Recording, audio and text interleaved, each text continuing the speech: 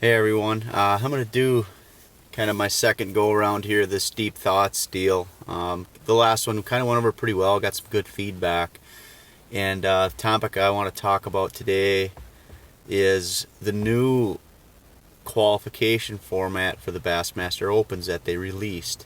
And it's been a really hot topic, a lot of controversy surrounding it, a lot of mixed feelings from anglers and just, a lot of people in the industry. So just a quick rundown of it. Back, this year and the year that I qualified in 2020, they basically would take 3 elite qualifiers out of each division. The year that I fished it, they actually took 4 out of each division because there was only 2 divisions, and then they take 3 out of each, basically 3 out of the overall. So if you fish all 9 tournaments, all 3 divisions, then you get a chance of qualifying there too. And then they take the top 3 out of each division. So a total of 12 anglers will go to the Elite Series. So what they did this year, or going forward to next year, is you have to fish all 9 tournaments to qualify for the Elite Series. So you can still fish one division, and if you win a tournament, you go to the Classic, but you can't just, cherry pick one division and finish in the top 3 and qualify for the elites, which that's what I did. I fished just one division, which was 4 tournaments, and I qualified that way in addition to winning the nation tournament. So the reason I want to do this is because a lot of the videos and negative stuff and just things people are saying are coming from people that have never fished the opens. A lot of them are coming from them. And then B, a lot of them are coming from people who have never fished the elites, and there's a lot of things being said about elite anglers and what they had to do with this, and just a lot of myths about what happens when you get there. So I just want to talk about my thoughts on it, and there's 2 podcasts / YouTube videos that I really think you should watch or listen to that talk about this. One of them is Luke Duncan's podcast, which I'm a fan of. He was one of the first bigger podcasts to reach out to me and interview me, talk about me, talk to me about my story, and he does a great job. He's a guy who kind of says it how it is. He doesn't really care what other people think, and I thought he did a great job of explaining it, breaking it down, with the exception of a couple of things he said that I don't think are right, which I'll talk about later. Nothing against Luke. I mean, I love Luke. He's great. His podcast is awesome. And the other one that I think was one of the most ridiculous things I've ever listened to, and honestly kind of spurred me into doing this little thing, is Randy Blaukat's Intuitive Angling. He does a YouTube channel, and he once again is a guy who says what he thinks. He doesn't really, I don't think he really thinks about what he says that much, because some of the times it comes off as just so outlandish that I don't know what he's thinking. But he did a thing on it too. And if you don't know who Randy Blaukat is, he fishes the Bassmaster Opens, has for several years, and he used to fish the top 150s back before the elites. He won a couple tournaments, been to some classics. Was a really good angler. I think he still is. He might cash a check, once a year in fishing all the opens. But he has some strong opinions that, I mean, and a lot of it is just, it's not factual what he's saying. It's just not. He's never fished the Elite Series. He doesn't know what he's talking about. So that's what I want to talk about. So my thoughts on it. Initially, I was like, well, that kind of is tougher for the people who just financially can't handle doing all 9 events. It's a big undertaking for financially. You're talking $1,800 entry fee. You're talking 9 tournaments, so that's a good chunk of money there. If you full-time job, are you going to get that much time off? Minimum of 9 weeks. And then you got all your travel expenses. We all know gas is ridiculous. Your lodging, all your equipment, all that stuff. So it's a lot bigger undertaking financially. Now, what I have to say about that is, yes, it is. It is a big financial burden. But if you're going to struggle to do that financially, if you make the elites, you're going to be in for a big surprise, because there's a myth that once you get to the elites, all this money pours in, and all of a sudden you don't have to worry about paying your entry fees and all your expenses and all that. I can tell you right now firsthand that is not the case for most people. Now some people, yeah, it might be, but this is my second year. I'm fortunate to have some pretty good sponsor support, but by no means am I, rich or have this abundance of money to do it. I'm able to do it because, yes, my sponsors, but I also did it at a little later age and, was fairly financially stable. So just your entry fees for the elites is $45,000. And I'll be 100% honest, last year, my first year, I spent $80,000 fishing the Elite Series between entry fees and all my travel expenses. I won about $70,000. So do the math on that. And that's not counting, a truck payment. I didn't count a truck payment. I didn't count food. I didn't, I obviously have a mortgage on my house. So that's just those expenses. And I won some money. I won $70,000. So it's not like I didn't win any money. So that is what I have to say about that part of it. And I think that's kind of one of Bass's rationales for doing that, is to, when someone makes the elites, they want it to be someone that's prepared to fish the elites. And doing all 9 events will certainly help you prepare.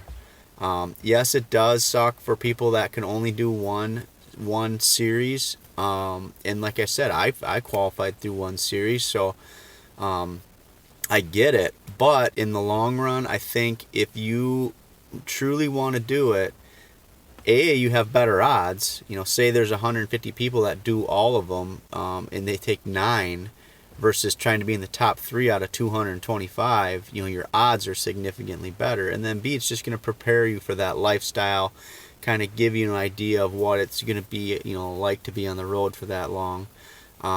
So that's kind of my belief of it. I think it's a good move. Overall, for the people that truly want to do it and want to commit to it and are set to do it. And for some of the people that just financially it's going to be tougher, you might have to plan a couple more years. You might have to work a little harder. And I know that's easy to say, but that's my opinion on it. So I just want to talk about some of the stuff. Well, the one thing that Luke said in his podcast that I didn't agree with, because it's not true, is that us elite anglers voted on this format. Like we had something to do with them changing it. That's false. If there was a vote on it, I wasn't included in it last year or this year. And we do vote on things, but it nothing to do with the Bassmaster Opens that I've ever seen. And I look at every email, I vote on everything they send out. So that's false, because Randy also said something about that. That's not true, unless I miss the emails, and the people that I run with miss the emails. So that's not true.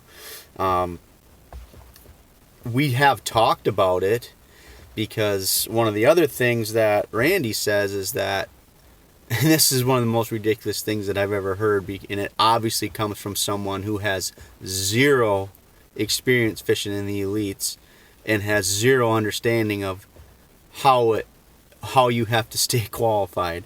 He says that once you're in, it's impossible to get out. They protect us elite anglers, and once you're in, you can't get cut. Ridiculous.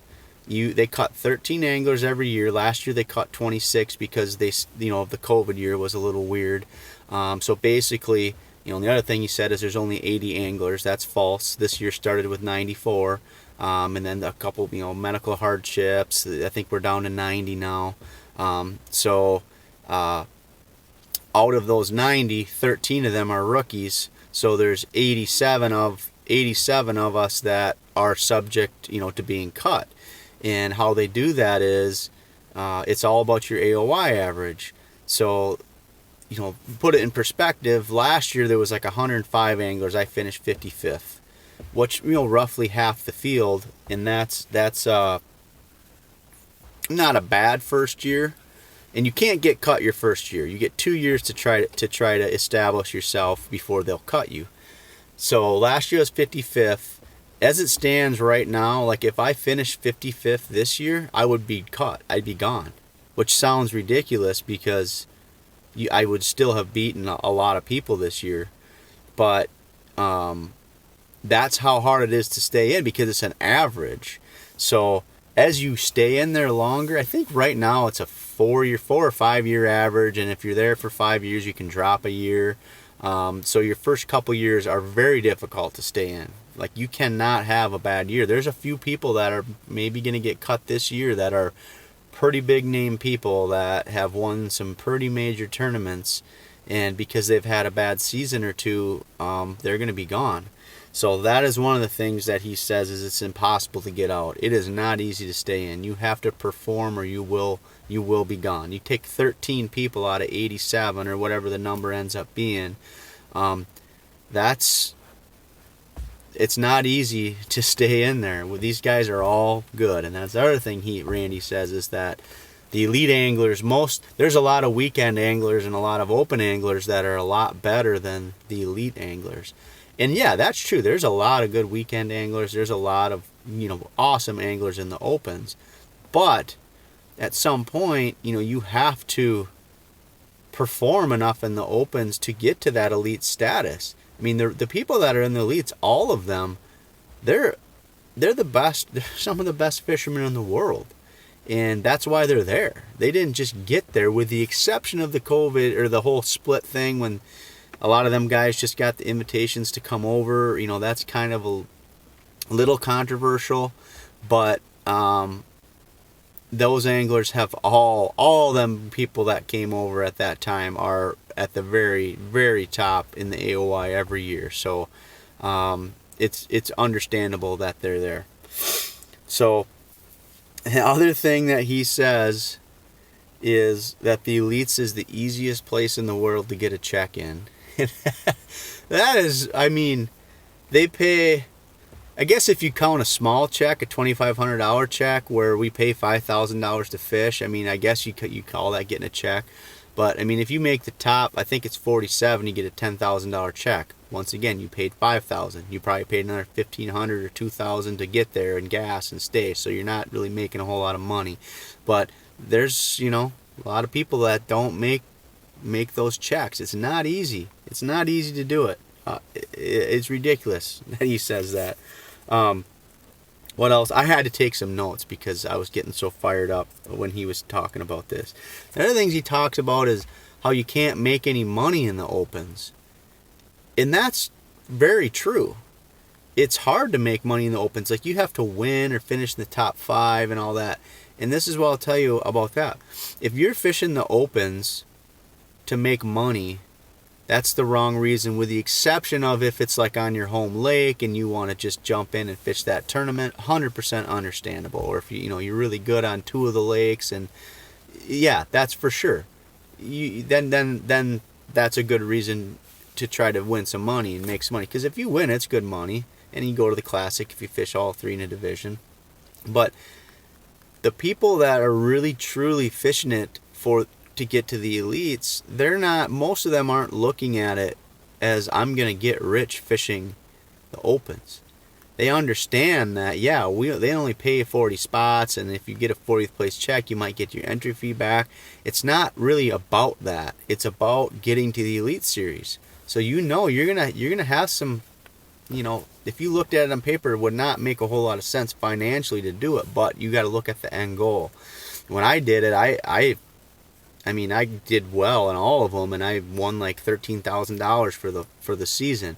Not a lot of money, but that's not why I was doing it. I was doing it because I want to get the Elite Series. And I think if you go into that with that mindset of I want to try to win, make checks in the opens, that's your main goal, like, that's probably not going to end very well for you. You might get some, like Randy does, you might get one check a year, and you're happy with that. I don't know, but that's not, in my opinion, the way to approach the opens. The way to approach the opens is, if you truly want to make the Elite Series, that's the goal. Make the Elite Series.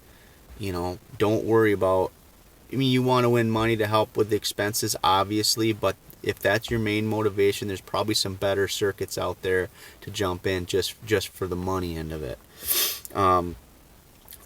They are money pits. He is right about that, but that's not the reason a lot of those anglers who are truly trying to qualify are fishing the opens.